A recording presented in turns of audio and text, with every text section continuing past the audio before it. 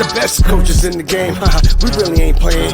We regroup up in the Slack chat where the coaches debrief. We be piecing these puzzles, occupy the chunk of the pie. Ain't no lie when we hit the block, helmet's casket is top. You be seeing helmet after helmet, helmet after helmet. First place, second place, fifth place, eighth place, 12th place, 15, 16, 20. So many helmets, you got blurred vision, we got too many. Tick the tech. Oh man, shit. They got us fucked up. Army, regroup. We pledge always to have that edge. We don't fire warning shots. Competition just drop. We locked and loaded before lock. Whatever the time, yeah. Do you even correlate? Being the best requires a willingness to outwork your competition. There's always someone smarter, faster, sharper, more naturally gifted to come around.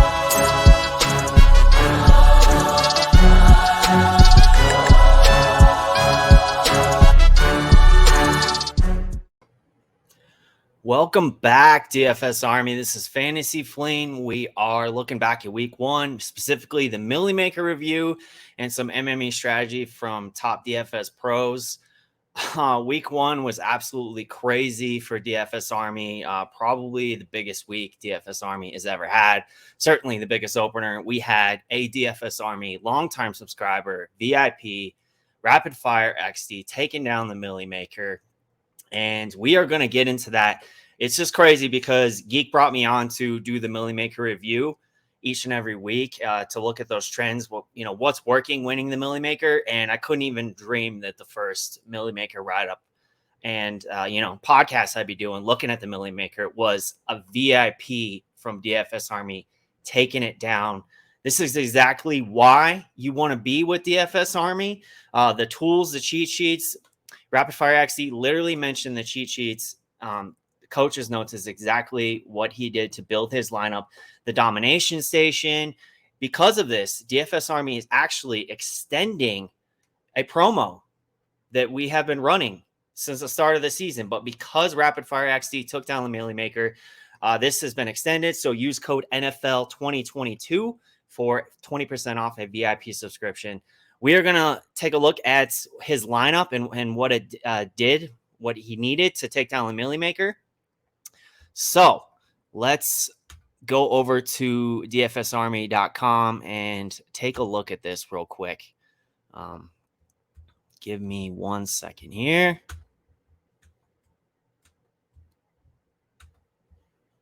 Let's do it. Okay. So if you go to dfsarmy.com, now this is something I'm going to be doing each and every week. So you could find it under articles, follow DFS Army on Twitter so you could find this. But basically we're going to be looking back at winning trends. And this isn't just, 1 week where you have those extreme outliers. This is going on. I've been doing this since 2020. Look at it, winning trends of the Milli Maker. So yours truly, RapidFireXD. Look at that DFS Army avatar at the top of the leaderboards. Absolutely crushed it. 251. I got to tell you, the Discord was going absolutely crazy. It was unlike anything I've ever seen. Once I started doing these write-ups, I kind of thought about what it might be like if I won it or I knew someone who won the Milli Maker, and to actually see someone in the Discord and see everyone rooting him on as, he was the top of the leaderboards and able to hold it out, sweat it out to win it was really incredible.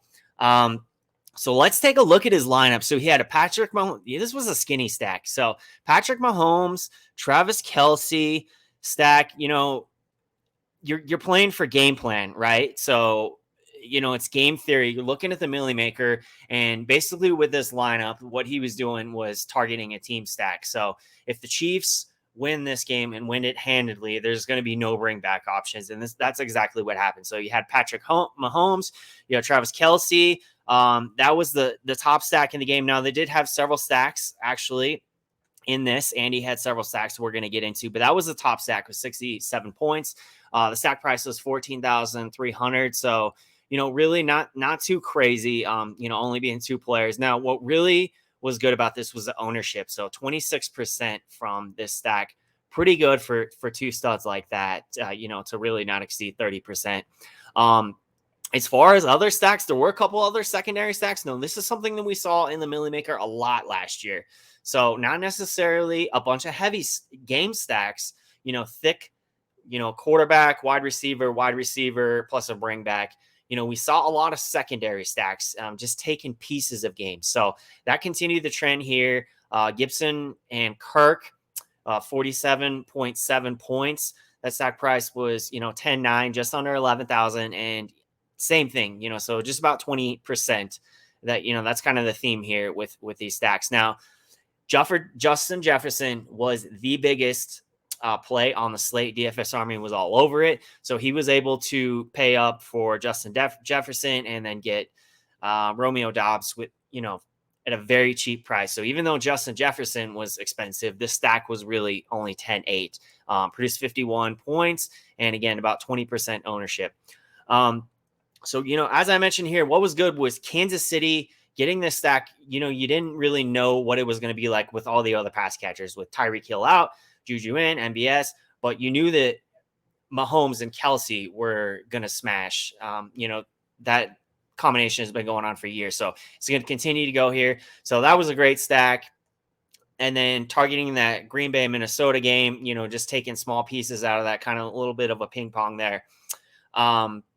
Really good job on the stacking in this, choosing the stacks that he chose. Now, the other thing when we look at for the Milli Maker, and specifically when you're over at the domination station, you cannot be too chalky, right? So when we go to the domination station and we start correlating lineups, we're setting a max cap exposure to a certain percentage.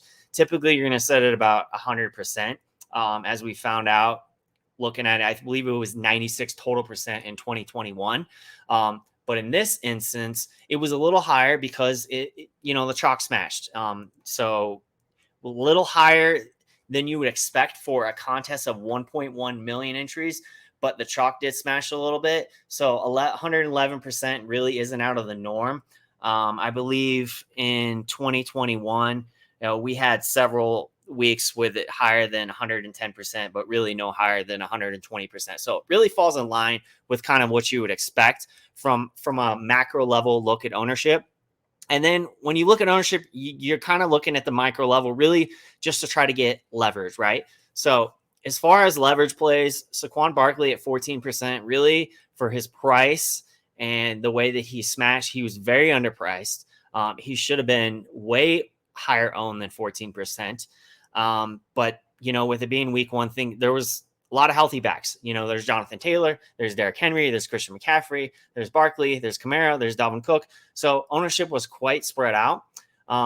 Still, you weren't winning the Milli Maker without having Saquon Barkley at his salary, because he absolutely smashed, especially at 14% ownership. Now, Gibson at 9%, wasn't one of the best performing positions in this lineup, but he was leveraged off of chalkier backs like Aaron Jones, Najee, Christian McCaffrey, and Austin Eckler. Now, Justin Jefferson, I would have had 100% exposure to him if I knew he was only going to come in at 12%. Easily the best play on the slate, as DFS Army had it in the cheat sheets.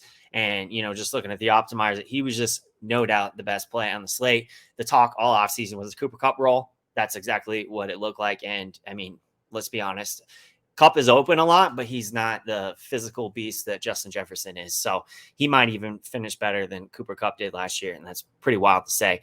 But yeah, he was leveraged basically off of everyone, specifically guys who were higher owned than him, like Marquise Brown at 17% and Juju at 18%.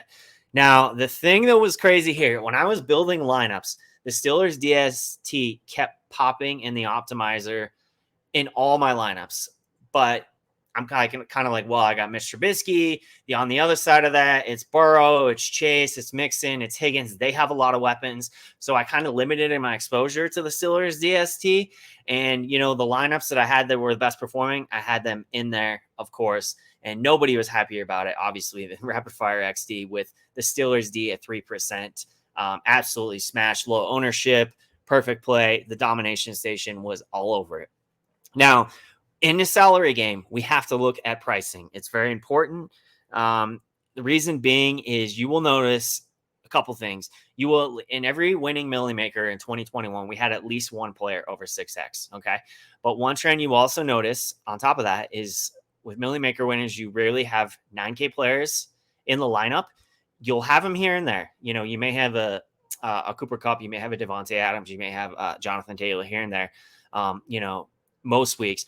But you will notice there's normally 1 to 2 studs in the 7K range, several studs in the 5 to 7K range, kind of your underpriced guys. So, your Barkleys, for example, your Kelseys.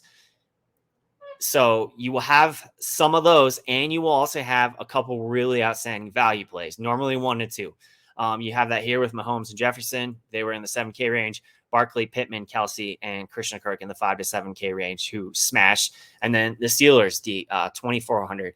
Now, overall, one thing we definitely noticed with defenses is paying up on average. I believe between 2020 and 2021, 3,000 was average price for defense. But, it's average. So you may have 24 1 week, and then the next week you see 3,600. So, kind of all averages out to about 3,000.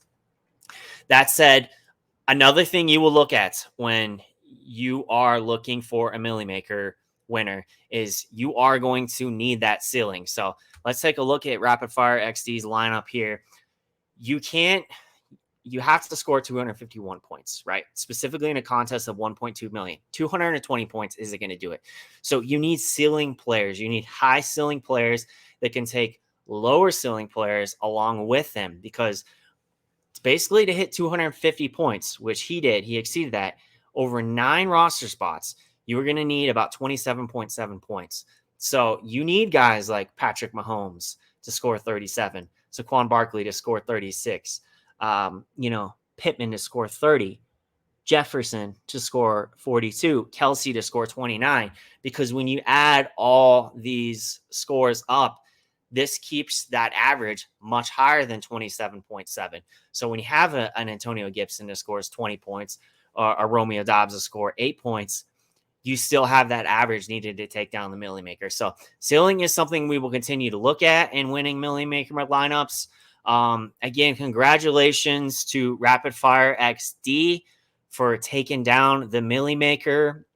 Absolutely crushed it. Longtime subscriber. It was really awesome to see. And, I would be amiss if I didn't mention that DFS Army, not only Andy RapidFireXD took down the Milli Maker, but DFS Army was absolutely just crushing it this past weekend. Myself, I had a profitable week. I won like $100 or whatever. And I was just like looking at all these guys winning thousands of dollars, multiple people winning thousands of dollars. Like literally we had someone like had bet $3, turned it into like $3,000. A couple people I saw, one person won like $29,000. Another person won $54,000. Absolutely crushed it.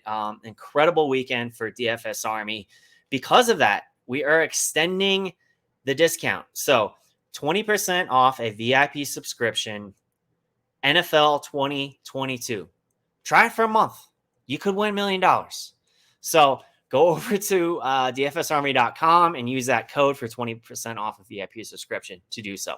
So we'll look at more of the Milli Maker next week. One thing I wanted to get into real quick is some MME strategy of top DFS pros. Now, it's funny because one of the myths of, the Milli Maker and just being a profitable DFS player, specifically when you're playing GPPs, is people always say, oh, well, because you can max enter 150 lineups into every contest. So, if you're going to do that, you're always going to be profitable because you can hit it from every angle. First off, couldn't be less true. If you are going to hit every angle, you're going to need way more than 150 lineups in every contest. I mean, it would be in the millions basically to the different player combinations you could have. You can't possibly cover every pool of players. So, one thing we're going to look at actually is some of the top DFS pros. I'm going to pull up just a few of them. They all had negative ROI in the Milli Maker. RapidFireXD, I know he's not an MME player. He crushed it. So you can and you should play large field GPP contests, and you don't have to max enter them to be profitable or to win them.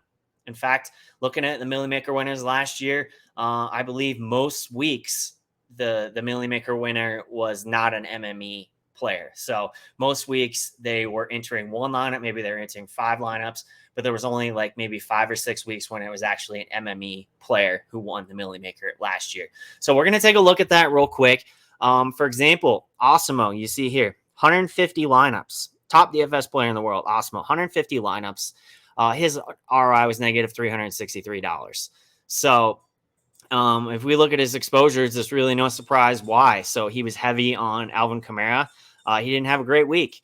Jacoby Myers, the Patriots were getting absolutely smoked, actually, by the Dolphins. So, and there were no garbage time touchdowns plentiful to be had for Jacoby Myers. So, Christian McCaffrey, I watched the game. He looked good.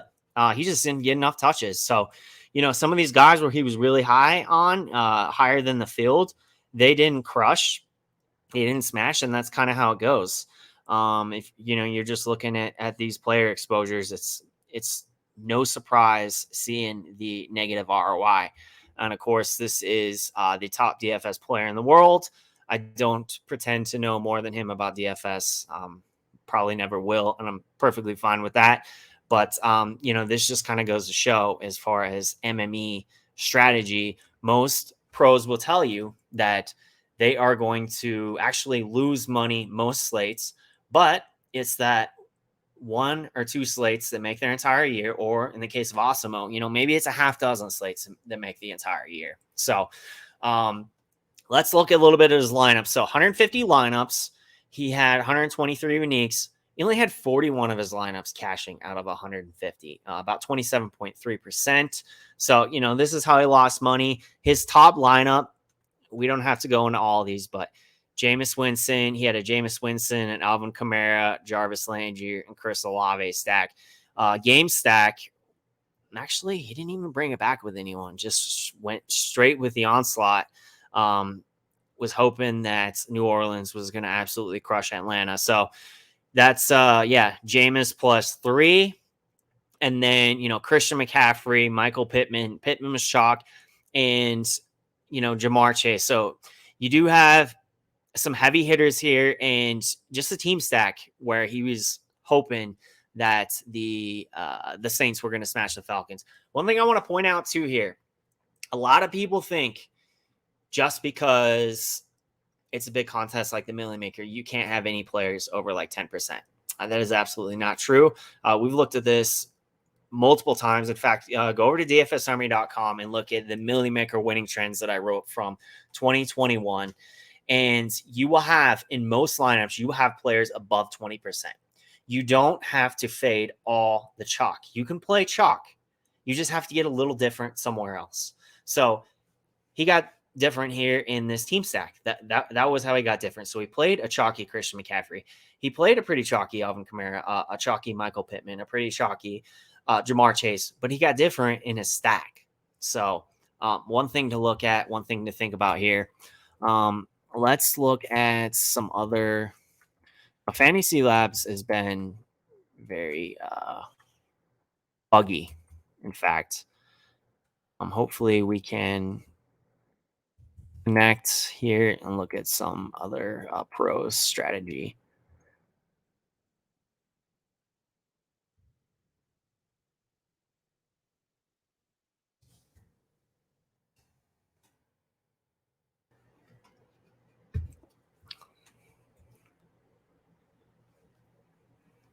Okay, Megan Joy.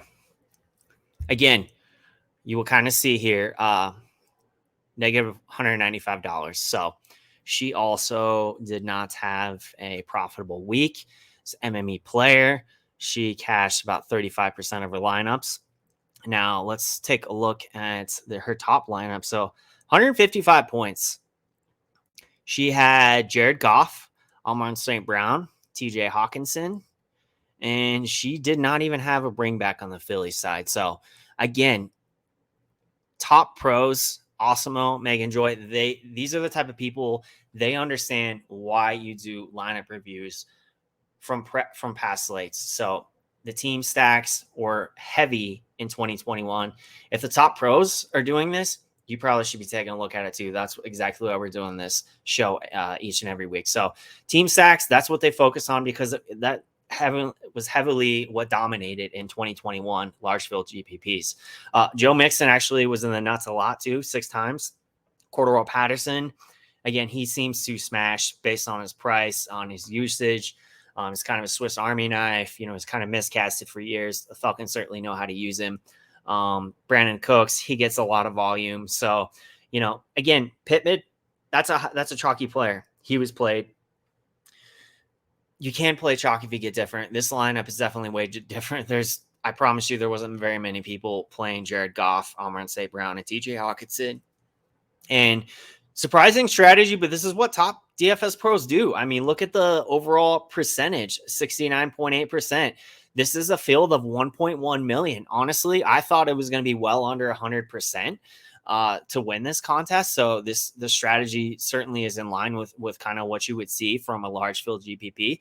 Because you got to remember, most weeks when you see the Milli Maker, there's 200,000 entries. This was the $5 Milli Maker. So it's 1.2 million entries, 5 times larger than the normal field, which is already a massive field. So this is how most pros will attack this. Luckily, the chalk smashed. Luckily, it was 111%. RapidFireXD took it down for DFS Army. But yeah, this is why they are some of the best players in the world. And, they're not going to be profitable on every slate. That's how it goes. So let's look at one more pro if we can here, if Fantasy Labs doesn't completely fail on me. Okay.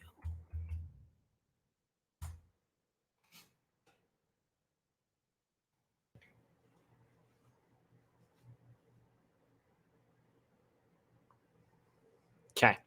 So McLovin, and I got to hand it to this guy. I mean, I don't want to assume his gender. I don't want to get canceled here or anything. I know it's offensive. Could be a female. I've seen some head-to-heads in the lobbies for like $10,000. So, if anyone wants to go against a DFS pro for $10,000, you can certainly take McLovin's head-to-heads. But top lineup for McLovin, we had a little bit different approach than Megan Joy's top lineup. So Jalen Hurts, really kind of surprised here. Jalen Hurts, no AJ Brown, no Devonta Smith, obviously, because, Devonta Smith didn't crush it this week. But, no Goddard. I mean, really, there was no other options here except for bringbacks with Jalen Hurts. But this is actually not very surprising now that you think about it a little bit more, because Jalen Hurts is a running quarterback. So he has a floor to get there. He has been in the Milli Maker before, actually without a pass catcher, as well as Taysom Hill. So running quarterbacks in this situation, for example, the type of game theory you're thinking is, okay, this is a shootout. Maybe Kenneth Gainwell scores some touchdowns. Maybe Jalen Hurts runs in a couple, or maybe AJ Brown gets one touchdown, but he doesn't get enough yards, right, to get there for his salary. So you're basically running Jalen Hurts and bringing it back with DeAndre Swift and TJ Hawkinson. So also eating some chalk here: Michael Pittman, Jamar Chase, Christian McCaffrey, Christian Kirk. So, getting a little different where you need to be, but also eating the chalk, 103%. That's pretty much right in line with most Milli Maker winners. Let's take a look at some of his user exposure. So it's pretty high on Jahan Dotson, sharp play, DeAndre Swift, T. Higgins, Christian Kirk, Elijah Moore, Najee Harris. So more or less, when it's no surprise looking at the negative ROI, you see some of these players, pretty good week, concussion, pretty good week, but not good enough. And I mean, no slate breaking plays really here. So, negative ROI with 150 lineups, it's not surprising. But Dameon Pierce, I feel like it's, I had a bad week because I played a lot of Dameon Pierce. But when you have a guy who's $4,800, he's a starter. He was listed as a starter. Okay. We didn't know what his workload was going to be, but he's underpriced. He's a starter. The field was only on him 8%. And he was a 52nd ranked back as far as salary. I'm all about it. And, one of the top pros was all about it too. This is the type of leverage It didn't pay off in this moment, but in this slate. But this is a positive EDV decision that you will need to make if you're going to take down a large field GPP.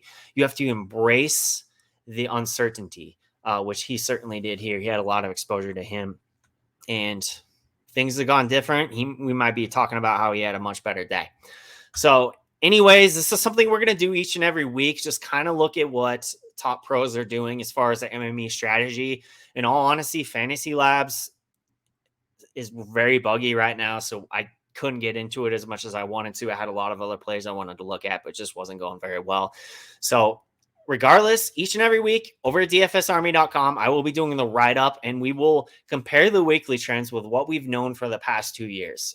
So, we do that so we can sniff out the outliers, and we can kind of compare it with 2 years of data, because one data point isn't enough. I will also be looking at MME strategy, and of course, we will bring this to you on DFS Army's YouTube channel. So be sure to comment, like, subscribe, and share so you never miss an episode. Thank you so much for joining. I will see you back for week 2. Everyone have a good week.